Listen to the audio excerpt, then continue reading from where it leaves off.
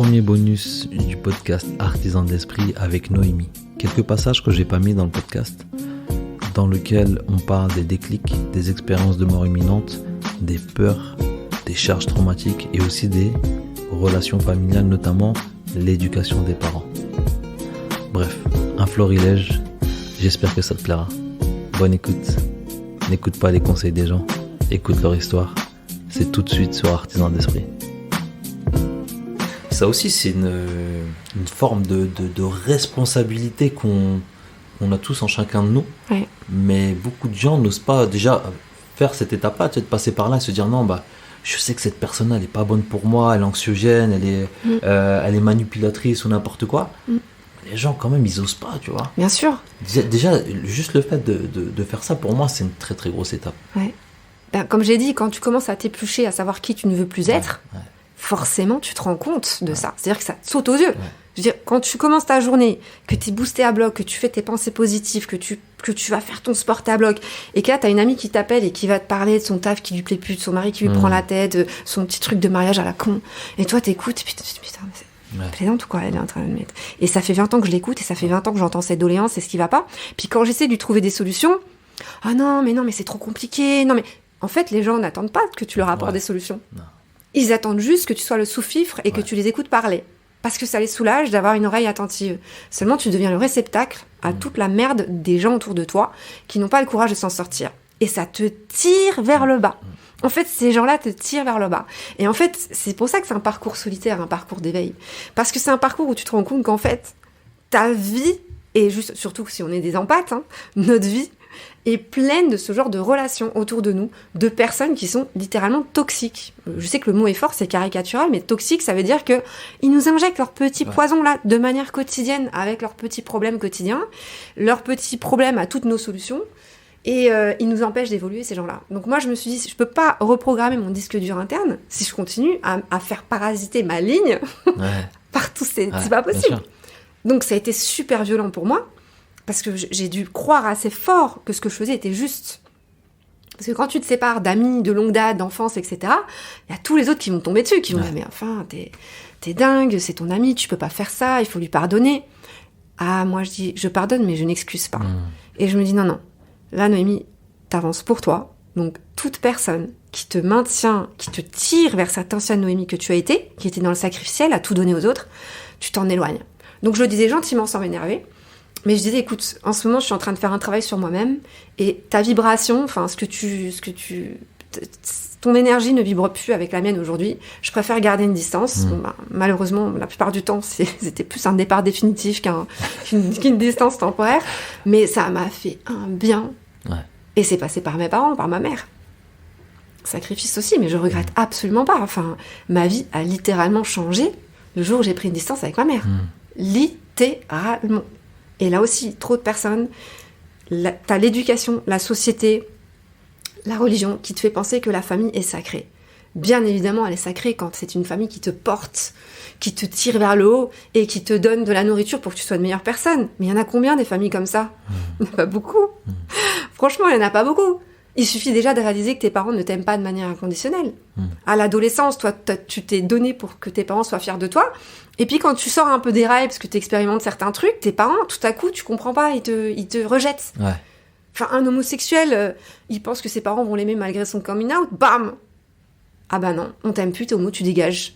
Tu fais pas des études, non, bah t'es moins que rien, tu dégages. T'es au chômage, on ne connaît plus. Tu vois ? T'es musulman, t'es épousé une juive, ah bah non, ah ça c'était pas possible, donc on ne t'aime plus. Mais c'est pas, non, je veux bien, je veux bien. Mais c'est quoi l'amour inconditionnel dans ce cas ? C'est tu suis notre trace, tu suis notre éducation, tu suis ce qu'on t'a inculqué depuis tout petit, et si tu sors du contexte, ah bah non, bah ça on peut pas. Donc, et toi t'es censé excuser tes parents en disant, c'est pas leur faute, c'est leur religion, c'est leur culture, c'est leur croyance, mais dans ce cas t'excuses tout le monde. Non, les parents doivent apprendre à aimer leurs enfants inconditionnellement. C'est aux parents d'apprendre à aimer. On met pas un enfant au monde pour l'aimer à condition que ça soit le meilleur de la classe, pour l'aimer à condition qu'il fasse telles études, pour l'aimer à condition qu'il fasse tel mariage.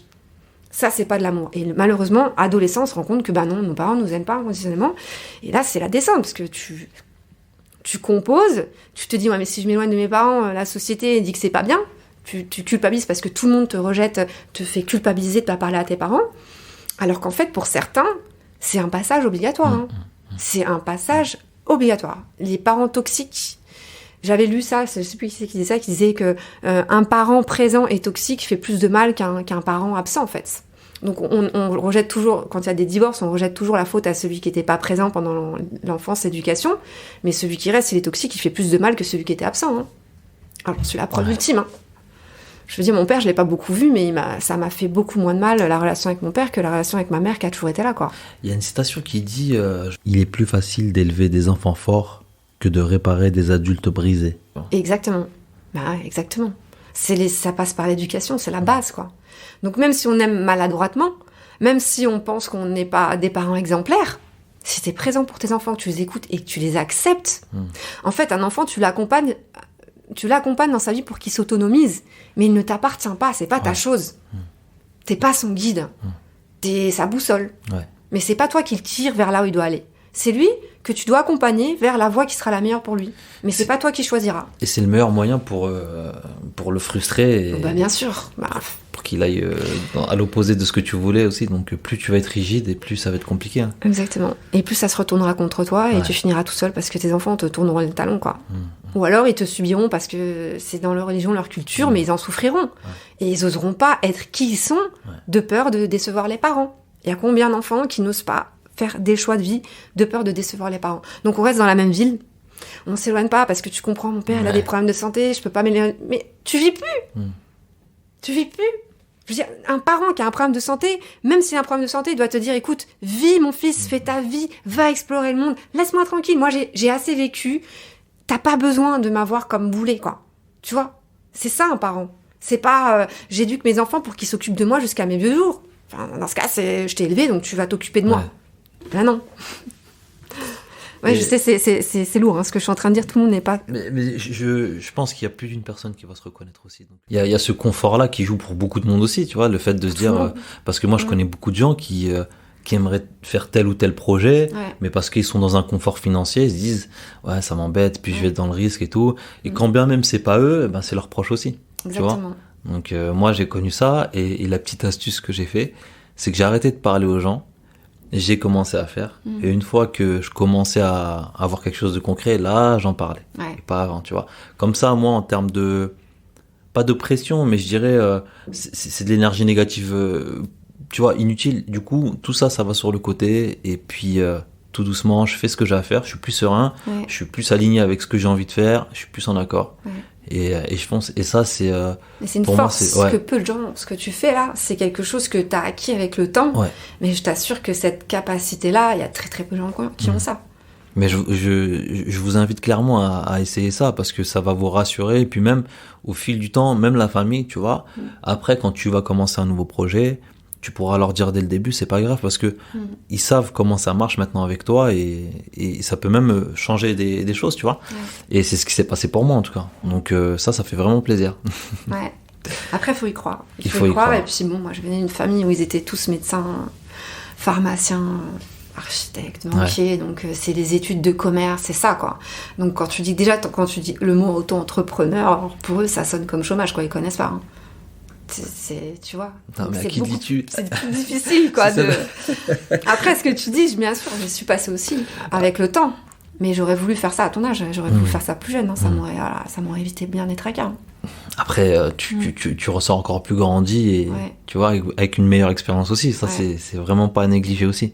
Donc, le plus important, quelque part, c'est pas le temps que ça met, mais c'est que ça le fasse, ce déclic aussi. Exactement. Mais ce déclic, comme tu dis, c'est quelque chose qui est rare et qui arrive pas à tout le monde. Est-ce que tu penses qu'il y a un gros déclic ou il y a plusieurs petits déclics qui font que... Alors c'est assez étonnant, mais par exemple dans les personnes que j'accompagne, il y en a qui me disent que eux ont ça depuis toujours et que c'est arrivé de manière progressive. Mais il y a forcément un moment donné dans leur vie, que ça soit 15, 20, 30 ans, où ils vont sombrer. C'est-à-dire ils vont se sentir très seuls et là, ils vont vraiment se découvrir. Mais c'est comme si c'était monté crescendo tout au long de leur vie. Ce genre de personnes, c'est c'est assez rare finalement. C'est vraiment ce que je te dis, tous sont HPE. Alors ce qu'on appelle HPE, c'est des gens qui ont une intelligence émotionnelle beaucoup plus importante que la plupart des gens et qui sont très sensibles. Et en fait, cette sensibilité, c'est un atout. Faut pas le voir comme quelque chose de négatif parce que souvent, quand on diagnostique quelqu'un HPE, on en fait un problème. C'est une force. C'est comme si on avait un sixième sens. On devine tout. On ressent tout plus que les autres. On est aussi des éponges émotionnelles. Et le problème, c'est qu'en étant des éponges émotionnelles, on absorbe aussi tout ce qui est plus négatif.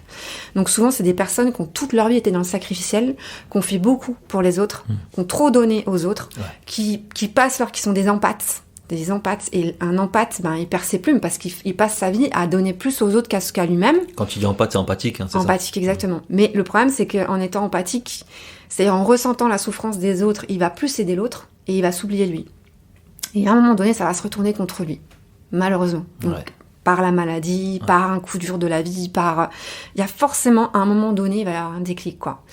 Et la deuxième catégorie de personnes dont tu me disais, c'est un déclic. Et ce déclic, ça peut être, oui, un accident, ça peut être une expérience de mort imminente, ça peut être une tentative de suicide loupée, ça peut être un deuil dont la personne ne s'est pas remise, tu vois. Ça peut être une naissance aussi, une maman qui a eu un bébé, et puis pouf, elle change de vie parce qu'elle se reconnecte avec la réalité. Ça peut être, comme moi, une rencontre amoureuse, mais il y a toujours un moment donné, comme si la vie venait te secouer, en fait, pour que tu te réveilles. Et c'est vraiment un déclic profond, parce que quand tu vois, par exemple, les gens qui ont fait des expériences de mort imminente, ils ont expérimenté quelque chose qu'ils ont du mal à expliquer, parce qu'ils ont du mal à ce qu'on les prenne au sérieux.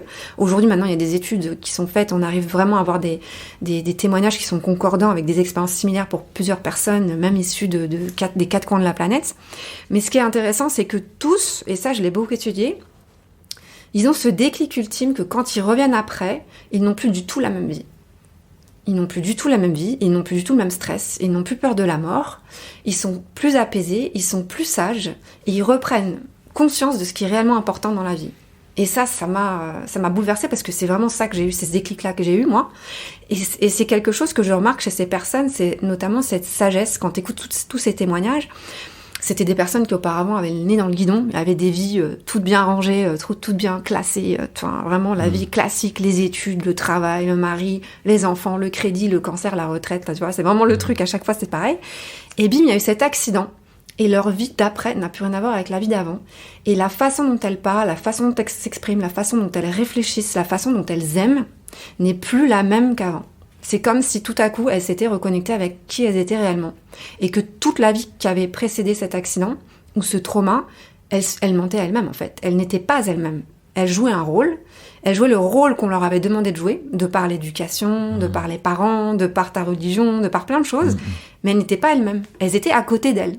Et le fait d'avoir été secouées par un trauma comme ça, quand elles reviennent à elles, c'est comme si elles étaient réveillées.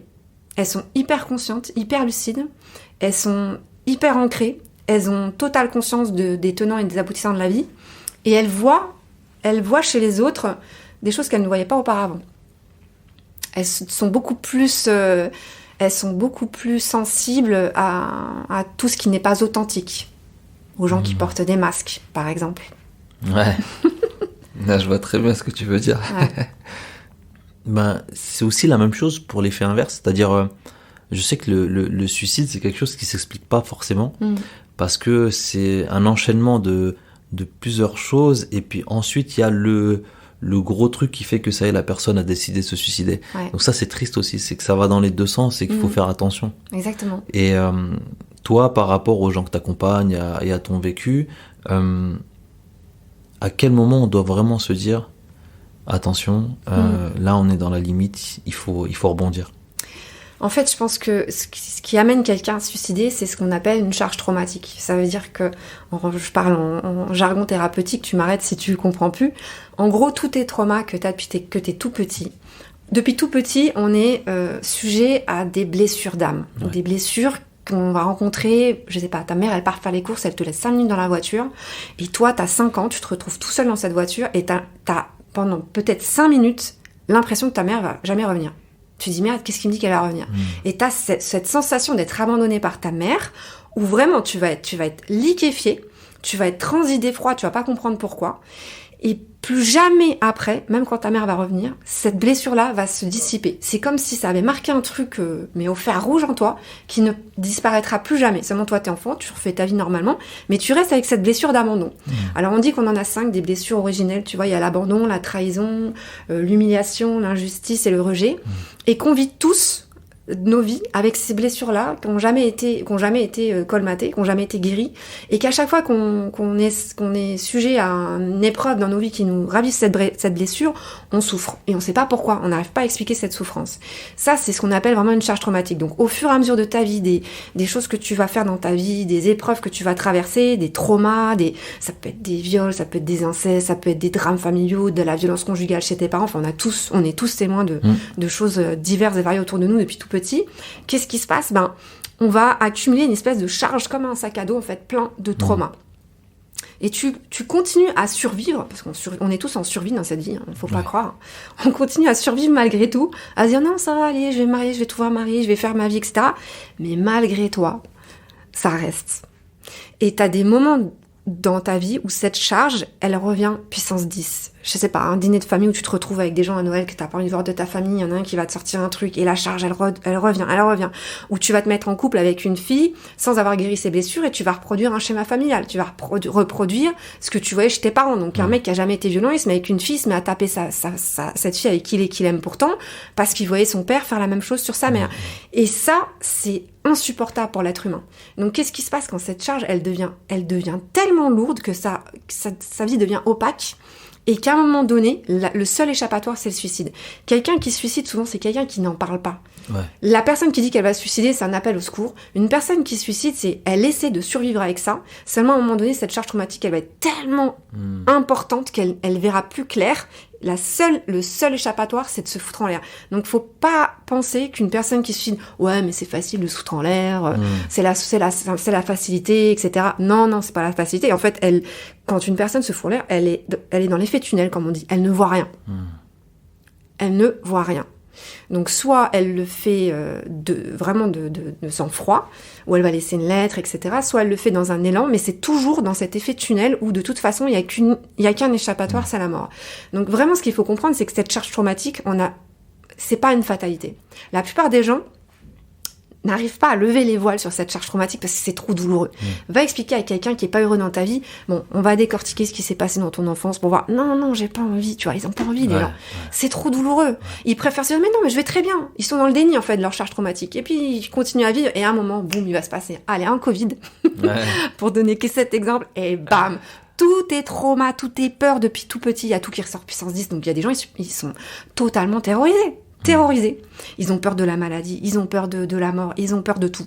C'est ça les peurs. Les peurs sont toutes des peurs inconscientes qu'on se traîne depuis tout petit parce qu'on a peur des blessures qu'on a eues depuis tout petit, ces blessures d'âme. Et du coup, on se raccroche à tout ce qui est matériel, ce qui est tangible. Tu vois, on se raccroche à un travail, on se raccroche à une relation amoureuse, on se raccroche à l'argent. Donc on se trouve des buts comme ça. Ouais, je vais y arriver, la réussite, le succès. Mais en fait, quand tu te raccroches à ça, ouvre les yeux. Tu te raccroches pas à ça pour avoir du succès, de l'argent, la renommée, du pouvoir ou avoir une revanche sur ta vie. Tu fais juste ça parce que tu te fuis